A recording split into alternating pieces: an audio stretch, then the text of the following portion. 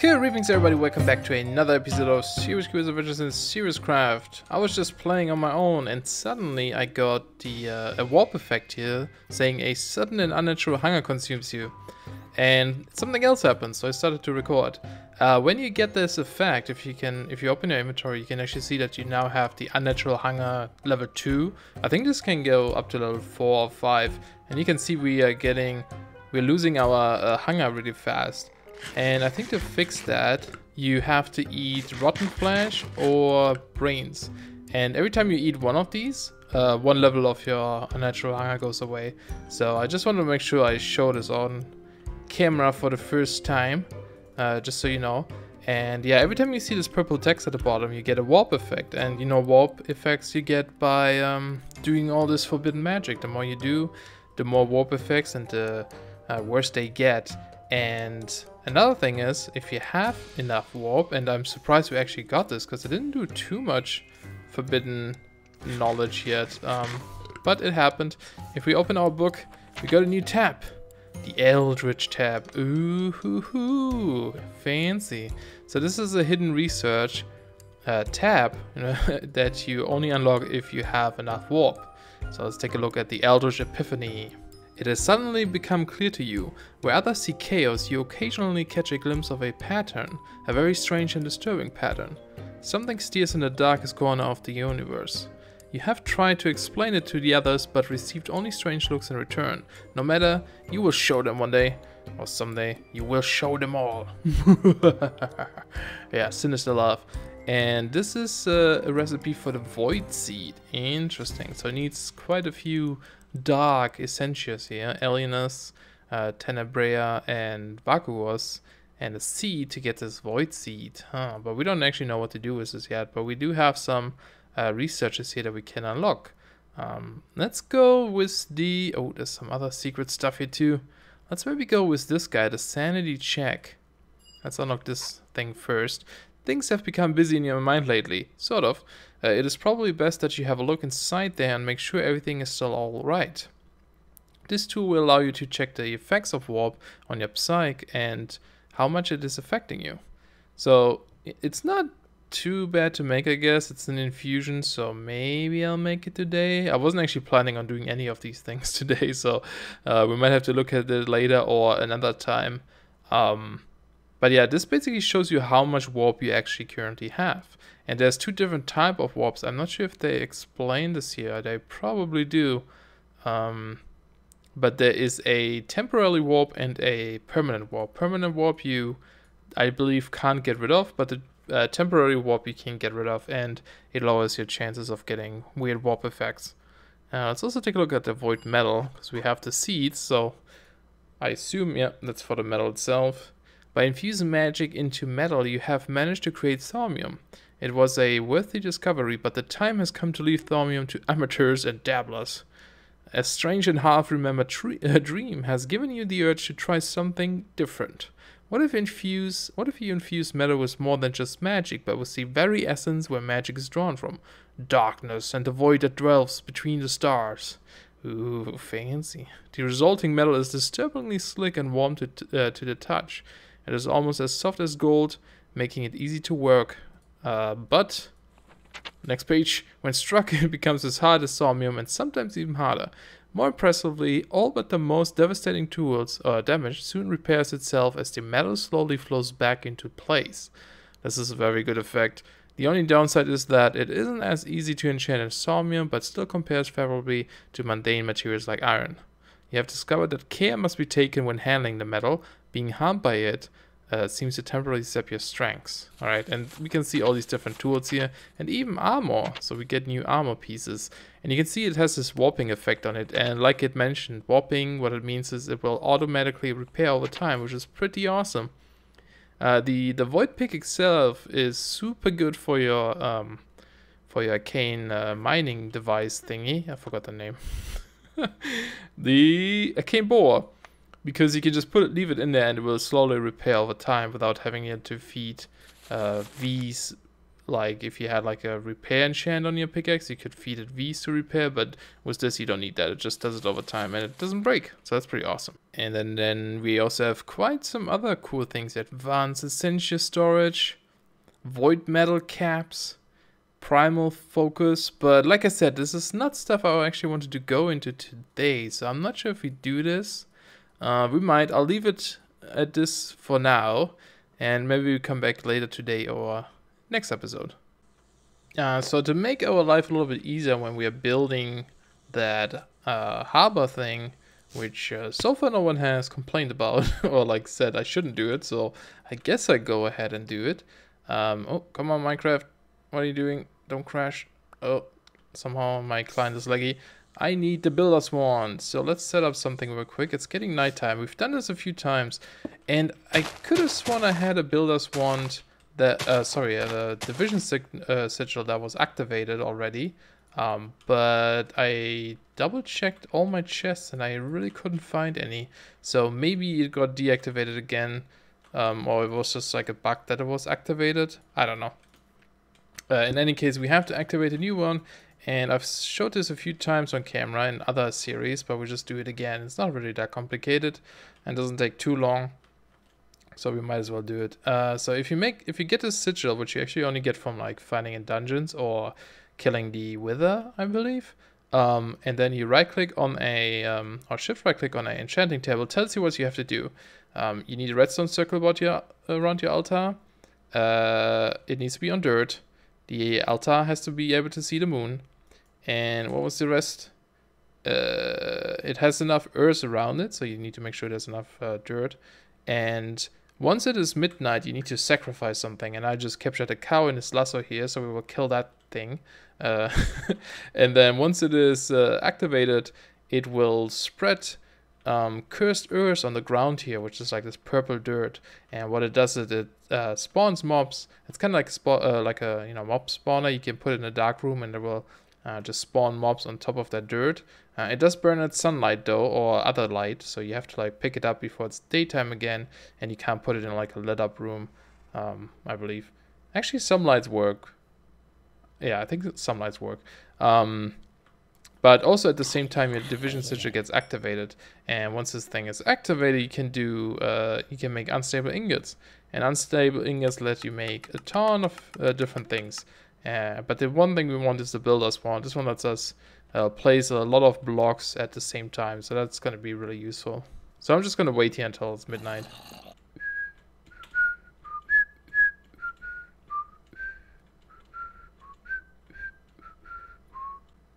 Sup. Alright, our sigil is glowing. That means it's ready. So time to kill a cow. Bam! And there it is. What? Dude, those fallen guys are so tough. That's unbelievable. He just one-shot me.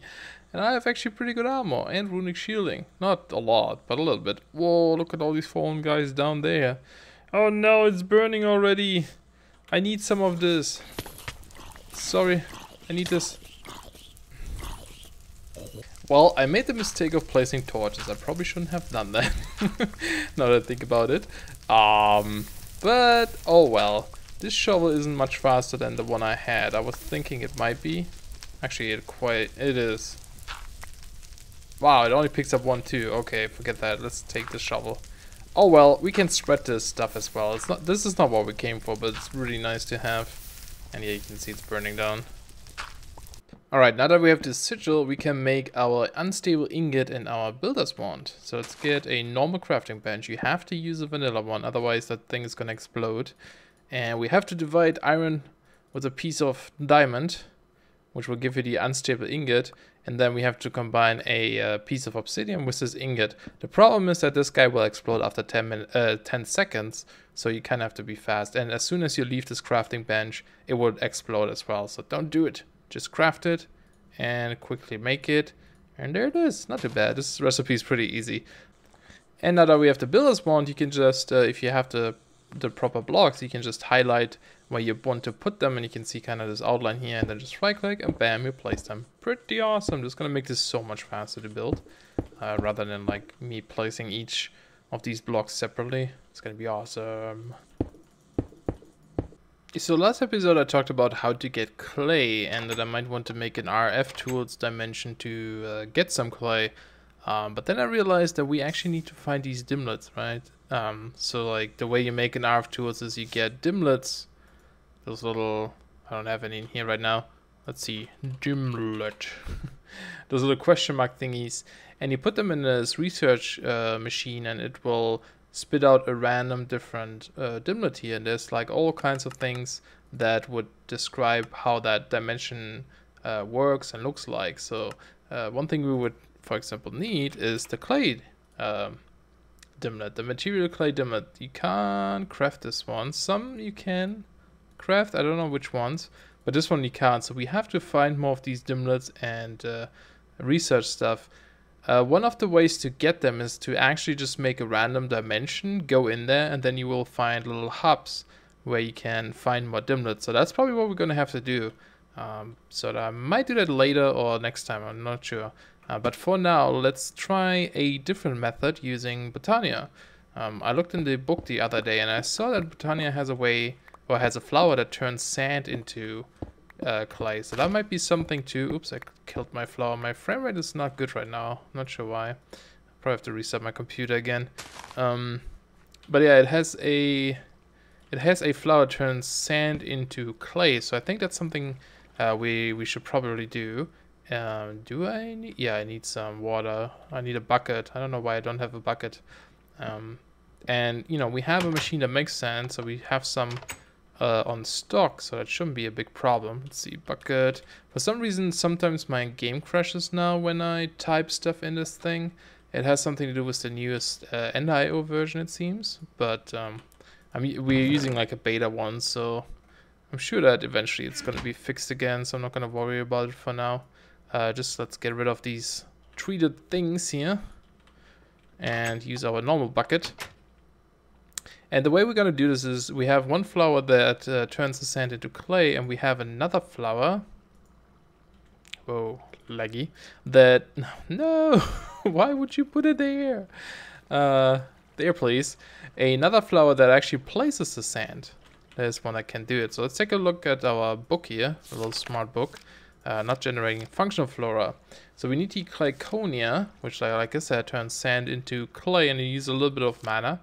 So this one needs the Rune of the Earth, and then 2 gray ones, 1 cyan, 1 mystical light gray, and 2 normal light gray. Okay, so the light grays, I have one actually here, light, wait, are those all mystical? The mystical is when you dump into the pool, right? Oh, no, okay. So, wait, let's double check. So, normal, yeah, 2 light gray.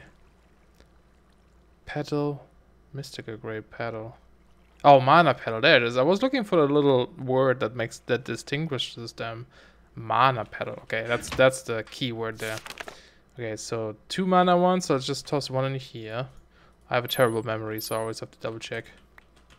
So we have 2 of those, 1 of those. Now we need a 2 black, I believe. Do we have black? Yeah. And light gray, I think normal gray, and cyan. You are cyan. Awesome. I was worried that I don't have the right flowers here. 1 cyan, 2... Oh no, 2 gray. Okay, that's about it. So only those, right? 2, 2, 1, 1. Okay, and the earth thing. I still had one, luckily, because we actually need some. And do I have my altar on me? I think I put it in this chest. There it is. Let's place it here for now, and I also brought another mana spreader. So we can aim it at this. And we can sort of... Oh, is this too far away? I don't know if this is going to work. Wait, is this actually pointing at it? Yeah, I think so. We'll give it a shot. So... 2, 2, 1, 1... And this one, right? Does this look right? We can't really see it. And we need a piece of living rock. And I think I had some on me anyway. And this one, so let's get this started. No, that's not the right... Not the right recipe, or not the actual... Let's double check. I maybe it doesn't work like that.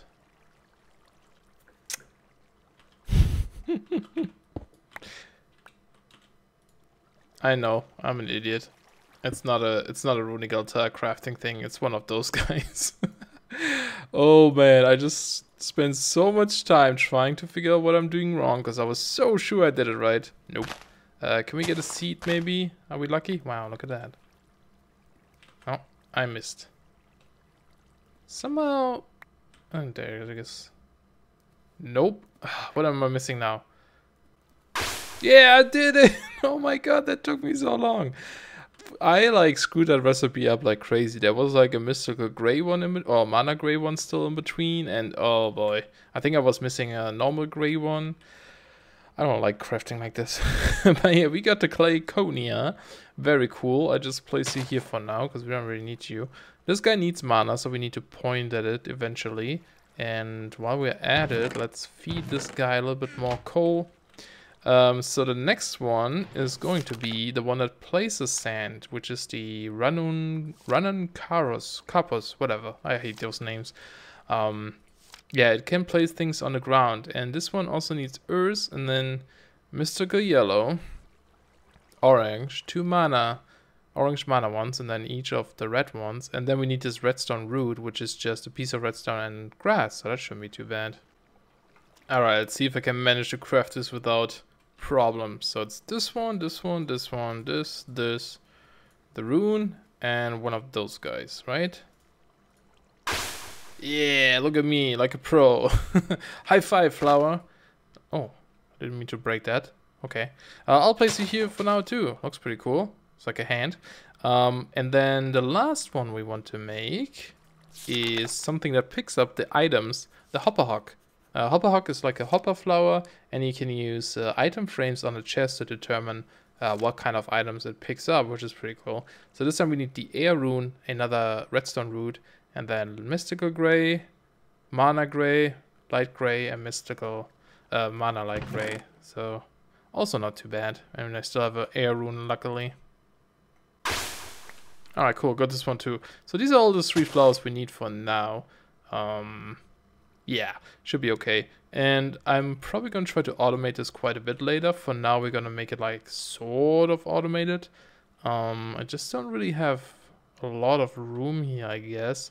We might not even need some. One thing I read is that the hopper hawk does not need mana, it just increases the range. And the run-on carpus doesn't need mana either, it just increases the range. I don't know what the actual range on those flowers is. So I'm gonna try to not feed the mana so we don't waste it, because we need most of it for that Clayconia. So hopefully that works. And wait, did I not need? Did I have? Oh, I had 2 of these. Okay, I was wondering why I have another one left. Okay, so what do we need then? I guess I should just get sand. I'm gonna feed this guy more mana. And yeah, let me set something up and I'll be right back. Alright guys, let's give this a try here. So this is the setup I have. So we have the Clayconia that like breaks any sand. I believe it's like within 4 blocks range or something. And turns it into clay. And this guy currently is linked to our mana pool on the left. I actually don't need that spread. I can remove it again. But you can see the outline around it. And then this guy is just going to place it around it. You can specify where though, which I'll show you in a bit. And I placed an empty mana pool here because this one was actually still in range of this guy. And I don't want this to take mana quite yet. I want to see if like one block to the side is possible without feeding it mana. And then also we have the hopper hawk here next to a chest. I believe that's how you do it. I have to double check. And then an item on here, an item frame with the clay block inside. So it only picks that up. We can actually try, toss something on the ground. Yeah, it shouldn't pick anything up that's not a clay block or piece of clay. If I get one, let's toss it. And yes. Now, what is the range on this guy though? Can you pick it up if it's like over here? I'm not sure. Yes, it can. Okay, cool. So it doesn't actually need mana for that. Pretty awesome. And like I said, my game seems a little bit laggy right now. It might be my internet connection.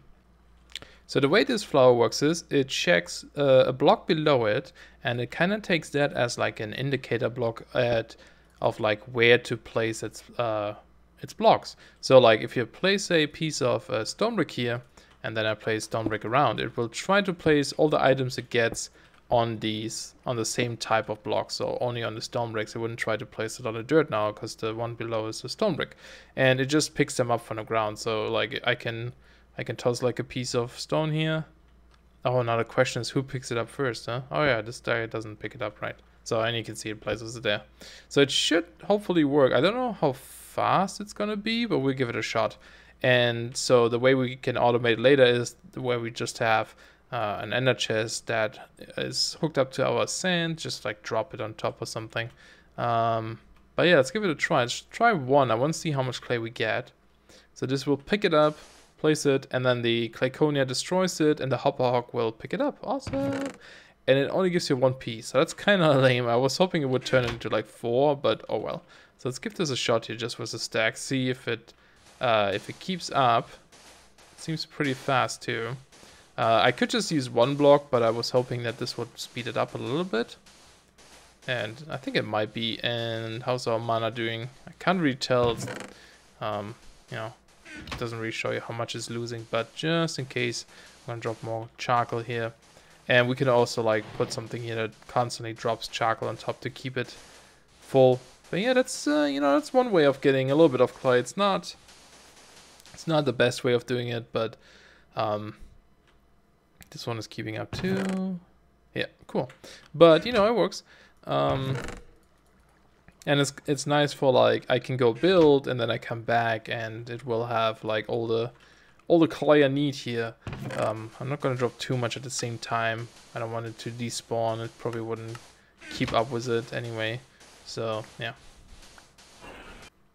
Alright, let's try to set up like a very simple dropper system here. I don't have blaze rods, so I can't make what are they called? Actually, let's put this one up higher. Ender chests. So I'm just gonna use normal chests and fill them manually for now. Later on we can change that. I guess we can do this and then put a chest on top. And if we fill this with charcoal, it will drop then. Oh, way too fast. Yeah, let's not do that fast. Let's do this a little bit different. Alright, this seems a little bit better. So I put down a pressure plate and use some of this red crystal to point at the hopper. So every time an item is on the ground, it will block the hopper from dropping anything. So that way it drops 1 or 2, and then when the flower consumes both, it's like still fat, I guess. If I take this away, I will drop more. So that should be okay. It's not gonna waste as much then. And then we need the same setup over here. I wonder if we can just keep the sand falling though. Alright, I did the same setup on this side as well, just to make sure we don't waste too much as I'm tossing stuff on the ground. So just remove one of the stone bricks there with a pressure plate. That will go up here, and the hopper is below that chest as well, so we can drop these in. And we'll only drop a few, and I want to see if it speeds up like once that flower is going. If it's going. Oh, does it have to land right on top? You know what? I think you can turn off the flower with a redstone signal, it seems. If I take this one away, it starts working. Huh, that's interesting. Okay. Yeah, this one is too slow. I'm just gonna remove the pressure plate here, I think. I think it should be fine. No, you know what's happening here is as long as items falling onto it, it doesn't really do anything. Probably until it fills a stack or something.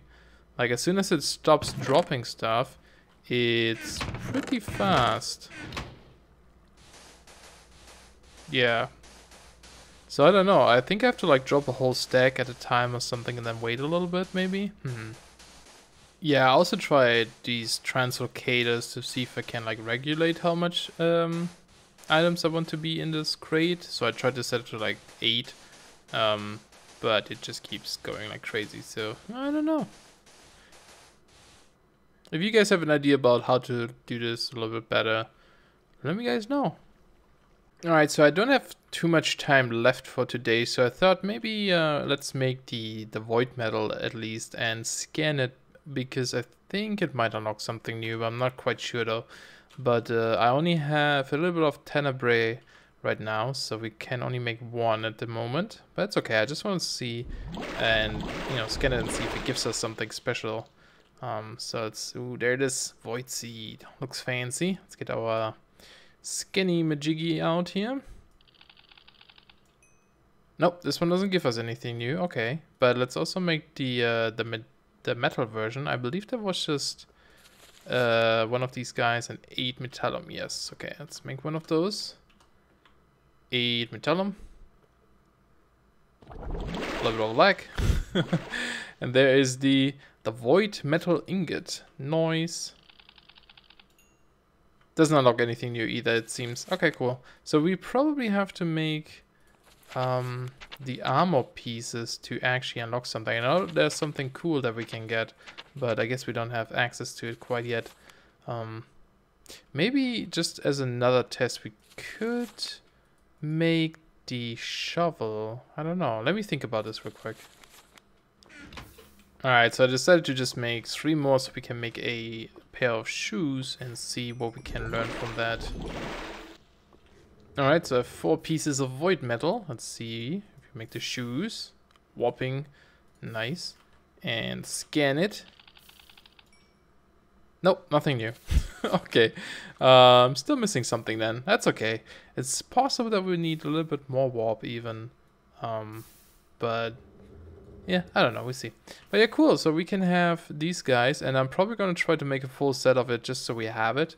They look pretty cool. Very dark. The whole set looks actually really cool. We'll get it. But yeah, I'm going to try to make more of this. I have to burn down some more items here.